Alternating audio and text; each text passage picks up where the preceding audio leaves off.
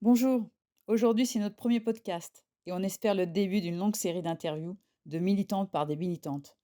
On a très envie de rendre sonore la déferlante féministe, donner de la voix à celles qui militent, manifestent, s'organisent pour lutter contre les violences de genre et à l'encontre des enfants. On remercie d'avance toutes les personnes qui nous ont livré leurs témoignages, qu'ils aient été diffusés en partie ou pas.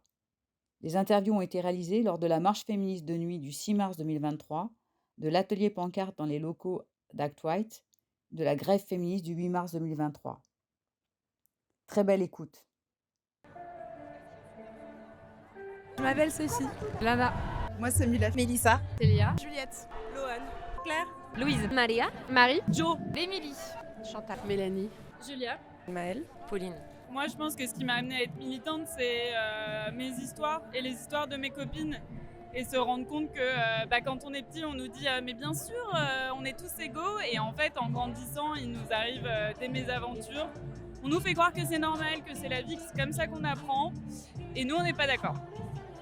Ouais, les histoires aussi de nos mères et nos grands-mères où en fait se rendre compte que je suis pas du tout d'accord avec certaines choses qu'elles ont vécues et quand elles le racontent et pouvoir en discuter avec elles et leur prise de conscience et notre prise de conscience ensemble en intergénérationnelle. En fait, me rendre compte qu'il y a des choses qui m'indignent et peu à peu me rendre compte pourquoi elles m'indignent et elles m'indignent parce que ces inégalités et ces violences me révoltent et du coup ouais, voilà, c'est pour ça que je suis devenue féministe. En m'identifiant comme une femme et en étant une jeune femme dans la société actuelle, il n'y a pas de choix. Je le suis. Je pense que ça s'est fait assez naturellement pour un peu voir le regard des hommes et la manière dont les hommes traitaient les femmes tout simplement. Et je pense que c'est venu un peu quand j'étais plus jeune. Et petit à petit, en fait, je pense que je me suis rendu compte, ado puis adulte, qu'il y avait beaucoup de trucs qui m'énervaient assez profondément. Donc, la manière dont les mecs nous parlaient, la manière dont il fallait se comporter entre filles, la compétition qu'il pouvait y avoir. Et voilà, pour lutter pour nos droits, parce que c'est pas normal qu'il y ait qu'une journée pour lutter pour. Parce que j'ai vu ma mère galérer, parce que je viens de parents qui se sont battus contre une dictature, parce que je vois comment vite ça peut aller vers le fascisme. Je trouve que j'ai toutes les raisons pour être militante. J'ai pas toujours été féministe, j'ai commencé à m'intéresser au féminisme vers 15-16 ans parce que j'étais victime d'un viol et du coup le fait de lire des récits de femmes qui avaient été victimes également et de comprendre que du coup l'intime était politique et que la sororité, la delphité nous permettait de nous rendre collectivement plus fortes, plus puissantes, ça m'a fait entrer dans le féminisme, dans le militantisme et donc j'ai commencé à m'intéresser à lire de la critique, à aller à des marches et à militer dans des associations.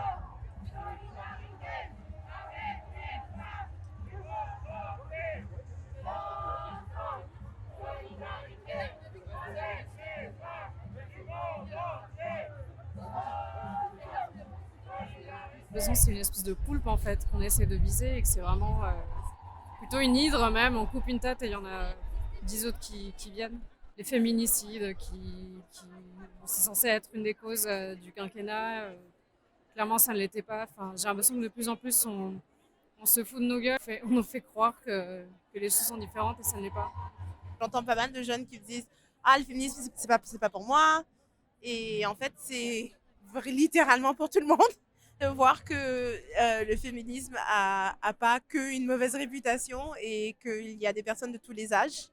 On n'est pas juste en mode une génération, il y a de tous les âges, il y a des associations vraiment de tous les combats qui sont ici et je pense que c'est vachement intéressant que tout le monde se mélange, tout le monde se côtoie, tout le monde a quelque chose à dire ensemble, surtout tout le monde a envie de se battre. Je ne fais pas partie de collectif en général, mais je soutiens énormément d'associations et dans mon écriture et dans mes compositions, je tiens à avoir des textes qui sont militants parce qu'ils sont personnels et qu'ils ont une intention militante. je milite depuis 7 ans, je dirais, et puis petit à petit, mon militantisme s'est accentué et je me suis mise à faire de plus en plus de choses jusqu'à faire partie d'un collectif qui fait plein d'actions et être présente aux manifs.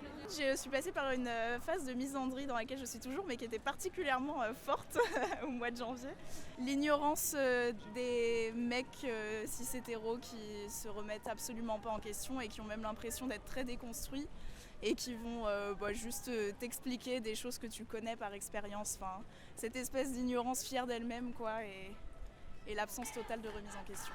Je pense qu'on a encore beaucoup de chemin à faire pour obtenir l'égalité complète qui ne sera pas obtenue sauf si les femmes prennent par la force le pouvoir. Et je pense que ce soir est une bonne démonstration de ce que les femmes sont capables de faire et qu'elles, même si elles ont peur, elles sont motivées et parfois elles n'ont pas peur et que voilà, c'est un contexte de manifestation différent et qui montre aussi ce qu'on est capable de faire et ce qu'on a envie de faire et que l'espace public nous appartient, quoi, voilà.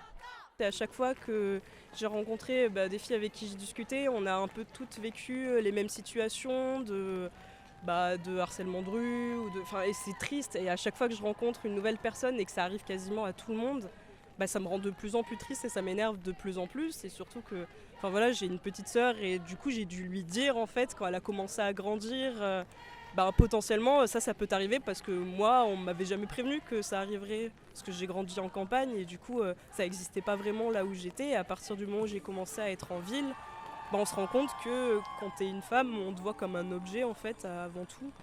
J'ai eu la chance d'avoir une mère qui m'a pas appris que c'était mal, donc c'est cool. Je colle pas mal. On masse le crâne à nous dire faut être belle, faut être gentille, faut être jolie et vous les garçons vous pouvez faire ce que vous voulez.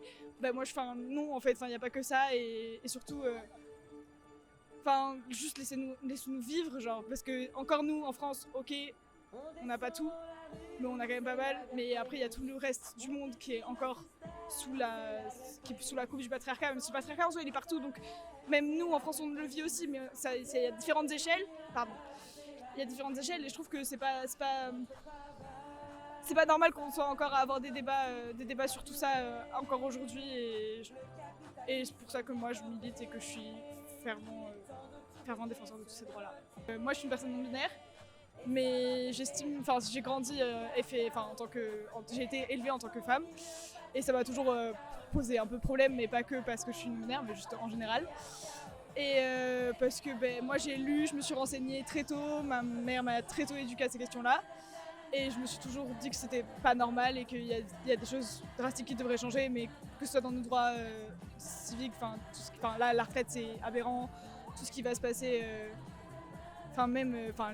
les salaires, mais c'est des choses qu'on répète et tout le monde nous dit ah oui mais il y a que ça qui va pas, mais non il y a pas que ça qui va pas, c'est une société entière à changer et c'est des pans énormes de la société à revoir et à redéfinir. Dans le patriarcat, il y a un espèce de truc où de base, la place elle est prise de manière innée par des mecs cis blancs hétéros et en fait qui sont toujours incapables de laisser la place aux autres. Quand même la moitié de la population mondiale, donc c'est important de militer pour qu'il y ait égalité entre les hommes et les femmes sur tous les sujets. Dans les métros, les frotteurs, les gens qui te demandent ton téléphone et après qui t'insultent parce que tu leur réponds pas. C'était tout ce harcèlement de rue qui m'a fait prendre conscience qu'il y a des choses qui n'allaient pas et que à mon échelle j'essaie de changer ça en allant dans les rues. J'aimerais que les femmes puissent avoir plus de paroles en public et plus se sentir plus à l'aise au moment d'exprimer ses besoins et aussi une espèce de compréhension des hommes vers les femmes, sans qu'on doit faire un peu ces fameuses phrases de la pédagogie que j'aime pas trop, mais des fois je me trouve aussi à la faire. Donc j'aimerais un peu plus d'initiatives des hommes pour qu'on ait moins de travail à faire là-dessus. Je milite depuis des années. Je milite parce que je suis une femme, parce que je suis dans une minorité, je suis lesbienne et que j'ai souffert de l'homophobie, j'ai souffert du sexisme toute ma vie. Donc je pense que c'est hyper important. Moi, je viens d'une famille qui n'est pas du tout militante, qui est même de droite. Donc, je pense que c'est quand je suis arrivée à la fac, je me suis rendu compte que j'ai réalisé quel était le milieu militant. Et je me suis rendu compte que j'avais des valeurs depuis longtemps et que je les exploitais pas du tout. Et donc, j'ai commencé à militer il y a 3 ans. Ce qui m'a amenée au militantisme, en vérité, ça a été les dernières élections. Ça faisait longtemps que ça me trottait un peu dans la tête. Et je me suis dit, après avoir voté la dernière fois, je me suis dit en fait, là ça peut plus trop se passer dans les urnes et j'ai l'impression qu'il faut faire autre chose et faire autrement. Et j'ai décidé de m'engager à ce moment-là. C'est que depuis toute petite, j'ai été sensibilisée à lutter pour les droits des populations et après par mon travail, quand j'étais en ONG, je me suis intéressée particulièrement à la thématique des droits des femmes. Et en plus, je suis une femme, donc ça a été très vite... Ça m'a très très vite donné envie de militer. Je fais pas partie forcément d'assaut ou quoi que ce soit, mais je trouve que finalement, ça peut un peu bateau ce que je veux dire, mais ça peut être militer au quotidien, essayer de partager des idées autour de soi, sans forcément aller crier trop grand dans la rue. Enfin, je trouve que ça se joue aussi ailleurs. Moi j'aime bien les collages, parce que je me dis qu'investir la voie publique, c'est super bien et ça fait du bien. Enfin, j'avais commencé les collages parce que je voyais justement des collages ras le viol, des choses comme ça. Et je m'étais dit, mais punaise, elles sont badass déjà de faire ça, d'investir les rues. Et c'est aussi génial de le faire parce que c'est tout bête, mais en tant que femme, la nuit, on ne traîne jamais dans les rues, mis à part pour les collages. Et j'ai découvert ça, j'avais 20 ans. Et je me dis, mais oui, c'est génial, c'est vrai que je me balade jamais dans les rues, seule, encore moins de nuit. Si je suis dans les rues, c'est vraiment pour aller d'un point A à un point B. Et là, c'est pas flâner, c'est... Ouais, encore une fois, on est ensemble, et puis on se sent forte. Je pense que je suis devenue militante féministe comme beaucoup d'autres parce que justement, il y a ça, le soutien collectif. Et donc, une chose qu'on vivait individuellement, qu'on ne savait pas vraiment nommer parce qu'on n'avait pas les mots peut-être, ou les manières de s'exprimer, on ne connaissait pas des concepts. Il faut continuer, que c'est un peu le début, donc il faut juste avancer. Et aussi honorer un peu tout ce que les anciennes générations ont déjà fait, qui est déjà, peut-être on oublie un peu qu'il y a beaucoup de travail qui est fait. Je suis sage-femme. Étudiante en sciences politiques. Médecin. Je suis freelance en communication. Activiste féministe et enfantiste. Je travaille dans une association de sages-femmes. J'ai monté un groupe de punk. Je suis urbaniste. Je travaille dans un centre d'art à Ivry. Je suis graphiste et illustratrice freelance. Moi, je suis artiste musicienne. Je suis prof de yoga, pole dance. Étudiante en droit pour devenir avocate pénaliste. Jeune enseignante de SES. Comédienne. Déjà, je trouve ça incroyable qu'on soit besoin de lutter et de négocier pour des droits entre des humains entre eux, en fait, alors qu'il n'y a quand même pas vraiment de grandes différences fondamentales et ça me saoule que c'est censé être un conflit alors qu'il n'y a pas lieu d'en être un. Et là, de toute façon, c'est une espèce de jonction de plein de tensions qui sont en train d'émerger et je pense que ça peut apporter que du bien de toute manière, qu'il y a un peu une convergence de toutes ces luttes. Et c'est pour ça qu'on est là en manif. C'est tout le temps encore des mecs cis hétéros qui sont en train de dire que le féminisme, les luttes féminismes, c'est du passé, que le problème est réglé, que c'est bon, on a quand même acquis plein de droits, on est censé se satisfaire de ça, alors que pas du tout, parce qu'en fait, à partir du moment où t'es pas dans la place des personnes qui subissent ce genre de discrimination, en fait, ils se rendent pas compte que ça existe toujours de manière bien ancrée.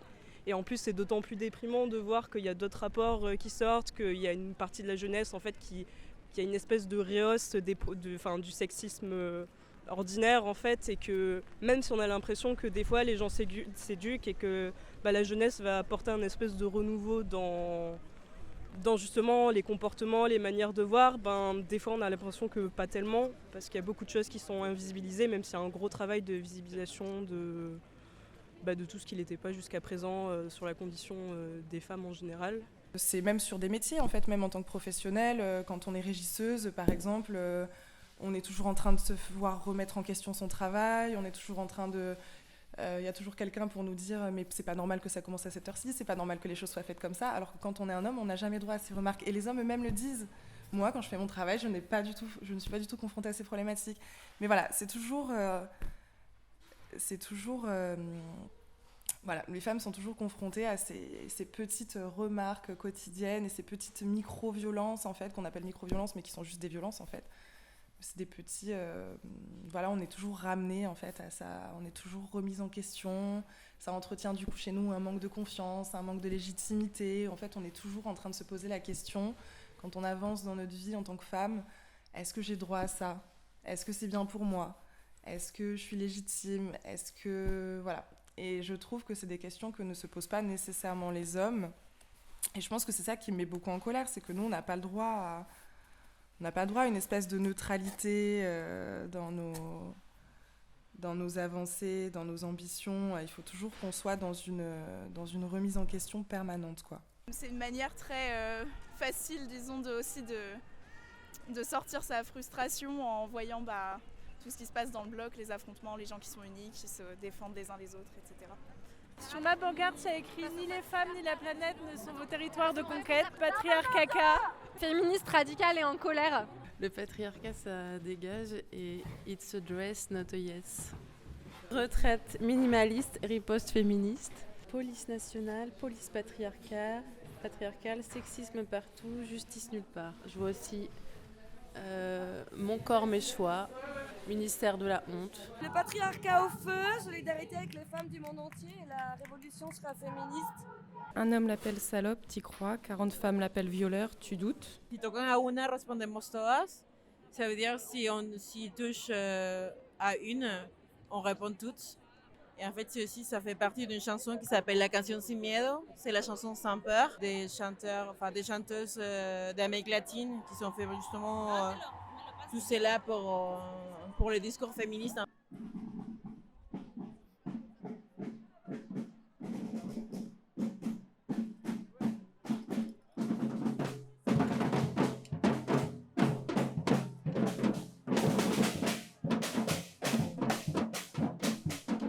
Éduquer, faire des slogans, écrire des affiches, coller des pancartes, coller des collages. Ça, c'est des choses qui sont des petites actions, mais je pense que ça peut marcher. Et puis même éduquer les enfants. Je travaille dans l'animation, donc éduquer les enfants à ces côtés-là, je trouve ça important. Et ouais, la passation qu'il y a entre les gens, le dialogue, pour moi, c'est super important dans le militantisme, c'est quelque chose qui me plaît vraiment beaucoup. Je pense qu'il faut aller dans la rue le 8 mars et toutes les autres journées pour montrer qu'on est là. Les femmes et pas que les femmes, aussi toutes les minorités, parce que on existe, on a le droit d'être là et en plus c'est un moment où on se retrouve tout ensemble et c'est très très joyeux et c'est la plus belle journée de l'année. Les moments de manif, je les trouve assez puissants, donc les chants, l'ambiance de manif tout simplement, de se dire qu'on est si nombreux. Et voilà, il y a une énergie qui se crée, enfin un mélange de colère, d'énergie positive, je trouve que ça se mélange bien.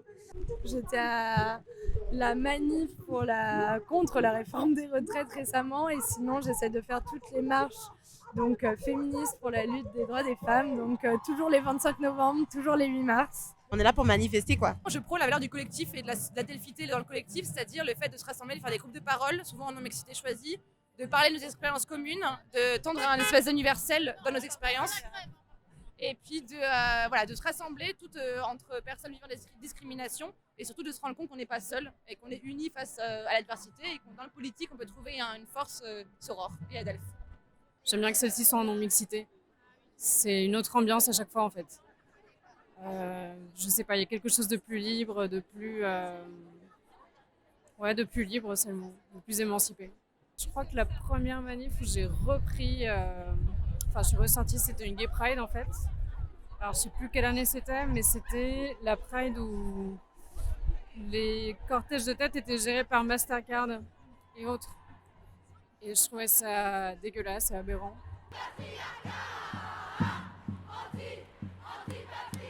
Il y a vraiment une énergie particulière. Enfin, moi j'en ai vécu et je sais qu'il y en a quelques-unes, genre une ou deux. C'était vraiment, genre je sais qu'il y avait des énergies particulières, je sais que c'était des manifs un peu historiques quoi. Je suis fière de ne pas être un homme et je suis fière de toutes les amitiés et les liens que j'ai construits avec des femmes et des personnes non cis. Et en fait je suis fière qu'on soit toutes dans le même bateau et qu'on se batte malgré le fait que c'est très très dur de se battre. Et ça fait très peur mais on est là. C'est assez triste de devoir en arriver à de tels modes de mobilisation, mais c'est mieux de voir la manif comme une fête que comme autre chose de déplaisant. Mais non, moi en fait j'apprécie pas trop les manifs. Je suis là par nécessité et par conscience politique. Je préférerais être chez moi, mais je suis contente de voir toutes ces filles et toutes ces personnes non cis et LGBT qui se battent pour leurs droits et pour mes droits en fait, parce que les personnes qui sont là se battent aussi pour mes droits et ça me fait très plaisir, ça m'émeut beaucoup. On est content d'être là et voilà, force aux femmes. Pouvoir crier, chanter, être énervé aussi, nos revendications, être avec beaucoup de personnes en tout cas qui sont d'accord avec moi, c'est un grand moment d'adelphité de pouvoir chanter tous ensemble. Ce qu'il y a de bien ici avec les collectifs féministes, c'est que tu sais, on peut transformer la colère en espèce d'énergie positive, de faire des choses ensemble avec des personnes qui partagent les mêmes valeurs que nous, d'être dans un espace où tu sens que tu as des gens sur qui tu peux compter, qui sont comme toi, qui sont énervés comme toi, mais qui essayent de transformer ça. Bon, j'ai toujours été sensibilisée à la cause des femmes, au féminisme. C'était pas très clair. Moi, j'ai un sentiment un peu d'injustice comme ça, latent depuis très très longtemps, mais c'est dur de parfois mettre les mots dessus. J'ai commencé avec nous toutes depuis 2019. J'ai vécu des violences et des discriminations. Et mon enfant aussi. Et dans le militantisme, ce qui me plaît, c'est de pouvoir quelque part trouver une certaine justice, une sororité, des personnes qui ont vécu les mêmes choses, de retrouver de la bienveillance, de la solidarité, de pouvoir crier sa colère sans être jugé, de pouvoir pleurer sans être jugé et d'être cru. Évidemment qu'on n'est pas toute seule, que personne n'est seul et qu'on fait bloc. Je fais bloc face à ça et qu'ensemble on va changer les choses. Je suis hyper contente d'être là et de manifester, c'est trop bien. Pas avoir peur d'aller en manifestation parce que bien souvent c'est que de l'amour et que du partage. Est-ce que tu veux rajouter quelque chose Le patriarcat.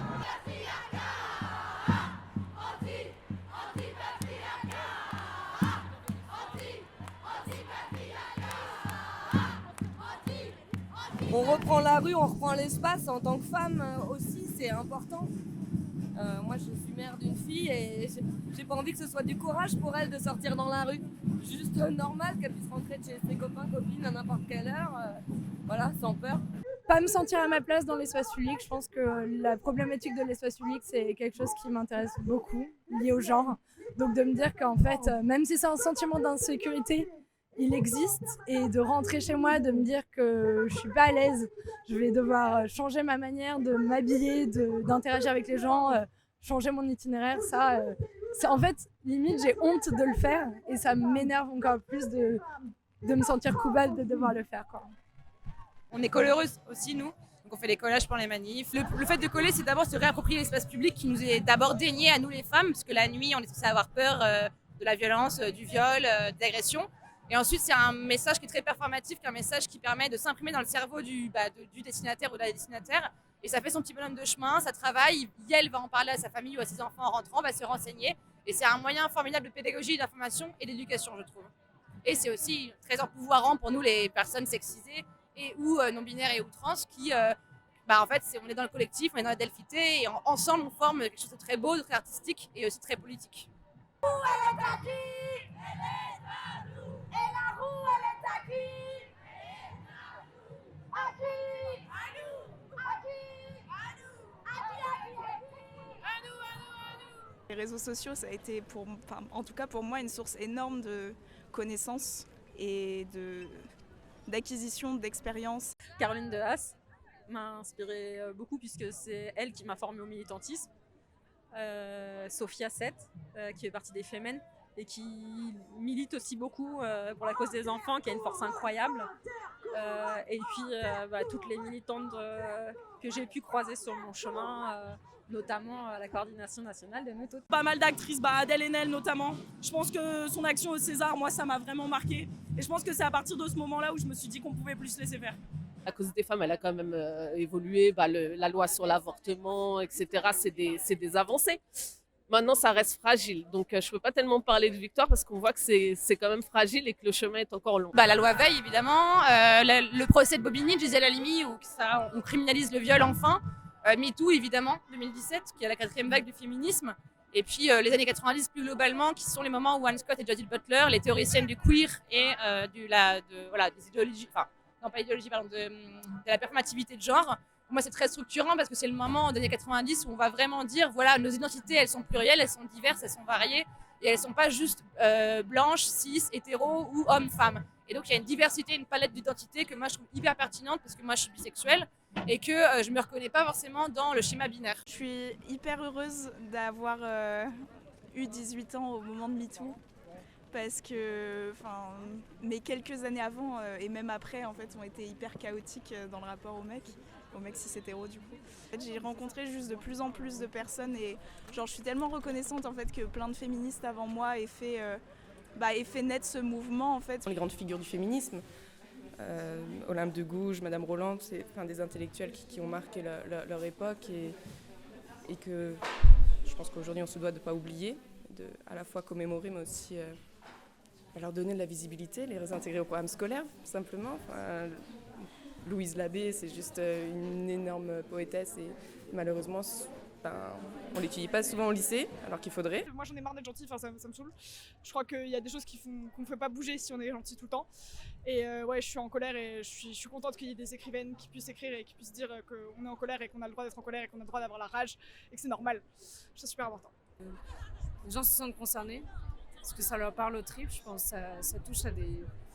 C'est devenu très concret en fait. C'est peut-être ça qui a changé depuis quelques années, c'est que c'est pas une espèce d'idée idéale, c'est une survie au quotidien. C'est ça qui a changé. Si on laisse tomber dès maintenant, on fait quoi alors? On est obligé d'être là. Voilà, c'était le premier épisode de Sous nos seins la grenade. On espère que ça vous a plu et que vous en parlerez à vos amis et sur les réseaux sociaux. On vous souhaite plein d'adelphité, prenez soin de vous et à très vite pour notre prochain épisode.